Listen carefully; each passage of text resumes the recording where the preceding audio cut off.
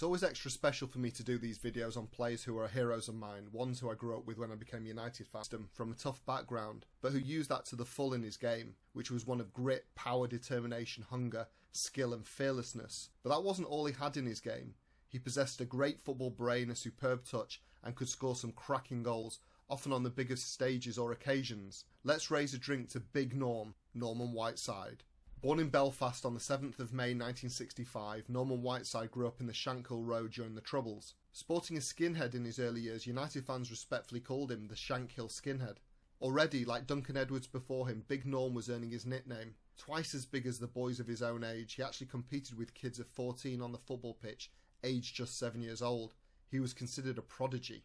Big Norm started out as a striker and with his significant physical development advantage was bagging a slew of goals. Ipswich Town were the first English side to take notice of the young Colossus, but United scout in Northern Ireland, Bob Bishop, was aggressive in his approach and advised United boss Dave Sexton to at least give him a trial.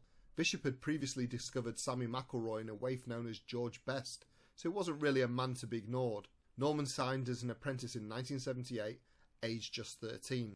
When asking fellow Reds and reading books about Norman Whiteside, it's often cited that despite the abundance of skills and abilities he possessed as a player, he lacked pace. However, that's not entirely true. Up to the age of 15, the Ulsterman was very quick for a big man, but after picking up a groin strain, an aggressive massage on him by Glentoran physio damaged his pelvis, from then on depriving him of this pace. Another injury, this time on his knee, kept him out for a further 7 months until January 82. Whiteside had to have cartilage removed, but if it only occurred a few years later, pioneering keyhole surgery could have been far more beneficial. It would be this injury that would come back to haunt him later on in his career.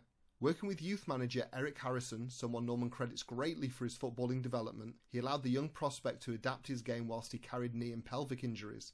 Big Norm's indomitable spirit saw him overcome these adversities, earning him his first team debut under new boss, Ron Atkinson. This was his substitute appearance in a 1-0 away win over Brighton on the 24th of April 1982. Norman was a fortnight short of his 17th birthday and was the youngest United debutant since Duncan Edwards 29 years earlier. On his 17th birthday, Norman signed a 3-year contract as he turned professional and celebrated by becoming the youngest ever United goal scorer as he found the net in a 2-0 win over Stoke at Old Trafford just 8 days later. Unbelievably, despite only playing a pair of games for the Red Devils, Northern Ireland manager Billy Bingham chose the recently turned 17-year-old for their World Cup squad. Originally intended only as a squad inclusion to give him the experience, the United man impressed so much in warm-up games that Bingham played him in all 5 matches, which made him the youngest player to appear in a World Cup finals, eclipsing Pele's record, a record that still stands to this day. Norman's contribution helped his small nation to top a group which included host Spain, and had they won their second stage decider against France, they would have made the semi-finals, but they lost 4-1. Returning to Manchester in a new campaign, a little more seasoned for one so young, Norman was an instant regular in the 82-83 side, playing up front with striking partner Frank Stapleton. He played 55 games in all competitions, scoring 14. It was a bumper season for the Red Devils within realistic reach of a domestic treble. However, as was going to be a recurring experience under Big Ron, United won only 3 of their last 10 league games, which saw them finish 3rd, but glory and heartbreak would be awaiting the boys at Wembley. After dispatching Arsenal in both semis, with the Irishman getting on the scoresheet on both occasions, United found themselves in both finals against Liverpool in the League Cup and recently relegated Brighton and Hove Albion in the FA Cup. Just a note, it would be remiss of me not to mention the FA Cup semi-final strike at Villa Park, which won the game and really put the 17-year-old on the map, if he weren't already. Whiteside broke another record when he put United ahead against Liverpool in the League Cup final, becoming the youngest ever goalscorer at that stage in the competition. However, it wasn't enough as the Scousers came back to win the trophy 2-1. United would get a final chance for domestic glory in which seemed to be an easier game against Brighton in the FA Cup. Brighton though gave it their all that day, first going ahead and then equalising after falling 2-1 behind. But despite the underdogs fluffing a great last minute chance, it ended up all square.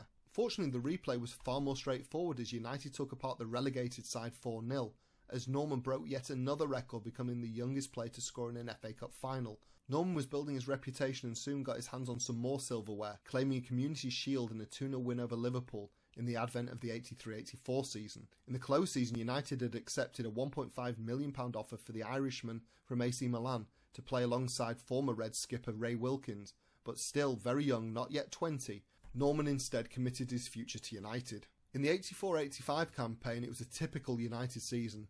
League inconsistency again did the boys for any chance of wresting the title away from Merseyside, as Everton took the crown, and 2 ignominious defeats in the League Cup and UEFA Cup meant that there was only realistically the FA Cup left by mid-March. Meanwhile, Norman was losing his place up front. Former Youth Cup teammate Mark Hughes was beginning to blossom and had usurped the big Ulsterman's starting place with Frank Stapleton. However, fortune smiled on Norman as Remy Moses' persistent injury problems left a gap in midfield alongside Brian Robson. With his strength, passing and ability to pop up with a goal, he formed a formidable partnership with the England captain in the latter half of the season.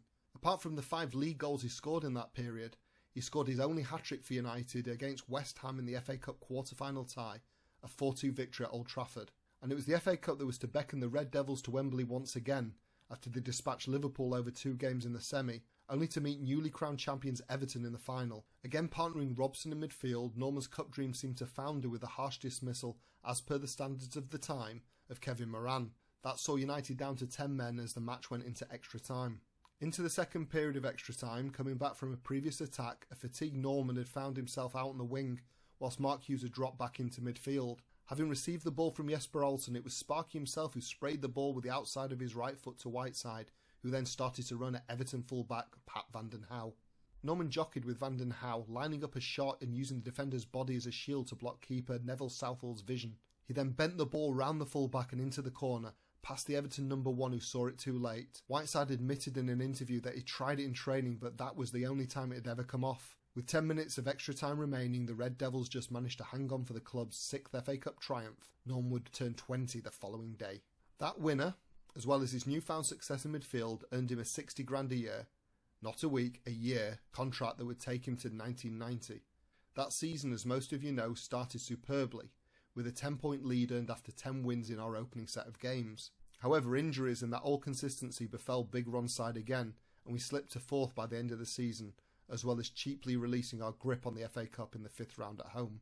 Nevertheless, Norman Whiteside's performances in that season and in the seasons since his first World Cup earned him a place in his second tournament, this time in Mexico. His 2 goals in qualifying against Turkey helped his country through as they faced Algeria, Brazil and Spain in the group stage. Norman scored his only World Cup goal in a disappointing 1-1 draw with Algeria, and his team succumbed to strong Spanish and Brazilian setups and exited the tournament at the group stage. After blowing his best chance for a league title under his tenure, and despite winning 2 FA Cups for the club, United boss Big Ron Atkinson was under pressure. It started with rumours in the summer, but after being allowed to start the season, the side struggled badly and he was shown the door on the 5th of November, with United in the relegation places. Coming in was the uncompromising disciplinarian Alex Ferguson from Aberdeen, and things were about to change massively at the club. Despite the turmoil of having a new manager, the lad secured 11th spot by the end of the season, but it was the lowest since the Reds returned back to the top flight in 1975. There were to be personnel changes aplenty. On top of the ins and outs of the playing staff, the drinking culture in the squad that was allowed under the previous manager was not going to happen under the Scotsman. It was well known that Big Norm, as well as skipper Brian Robson and fellow Irishman, albeit south of the border, Paul McGrath, enjoyed the odd tipple. On top of that, all 3 were fairly injury prone, or had trouble with niggling injuries, and so the alcohol slowed down the recovery process. Fergie was having none of it. However, after Whiteside did come back, struggling with a knee injury at the time, Fergie moved him back up front, and he scored 3 goals in his first 4 games. The new boss was actually a big fan of the Irishman and said of him, "I felt the excitement that is felt by watching a player of the highest class. He had self-assurance that was extraordinary in a 21-year-old. The excellence of his technique gave him easy mastery of the ball. He was an island of composure, looking up and unhurriedly making decisions. He rarely surrendered possession, and in the 87-88 season, Norman started to form a decent partnership with new signing and replacement for the departed Mark Hughes, Brian McClare. However, he was made to drop down into midfield when Peter Davenport was chosen to play alongside McClare. Not that upset the Irishman much, as he was fearless and more than happy to put it about a bit and use some metaphorical cold steel in the middle of the park when needed. This was most famously demonstrated, and much to United fans' joy, when he came on against Liverpool at Anfield in 1988. With the side 3-1 down, McMahon had been putting his boot in all afternoon and had won the midfield battle. That was until Big Norm came on and left his foot in. It all changed after that, and a 3-3 draw was earned. Unfortunately, a ruptured Achilles midway through that season saw Norman make few appearances, and his goal against Derby County on the 10th of February would turn out to be his last. More injury problems and the introduction of new signings meant that Norman only had half a dozen appearances in the 88-89 season. After consulting his medical staff, Fergie decided to cash in. After rejecting smaller bids, Whiteside was eventually offloaded to Everton for £650,000.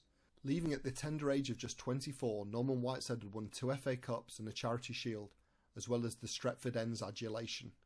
In his 278 United appearances, he'd scored 68 goals, and in December 1985 had even captained United at just 20 years of age, the youngest since the war and perhaps of all time. Norman regained some fitness at Everton and from midfield scored 13 goals in 37 appearances for the Merseysiders. However, intense running sessions and a knock in training meant more knee troubles for the former United legend, and he'd never recover. Norman Whiteside, sickeningly, was forced to retire at just 26 years of age in June 1991.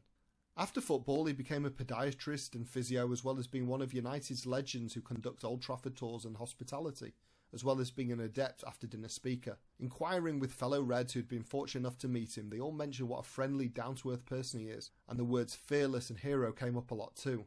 Also, he's very sociable and loves talking about his United days, which can go on some time if his throat is kept well lubricated. Norman Whiteside was a man-boy who had his greatest achievements all by the time he was 21 years of age. It's sad that he had such bad luck with injuries, because surely he would have won more with us, and would have been just short of his 28th birthday when we won our first Premier League title. So what are your memories of this 80s United legend?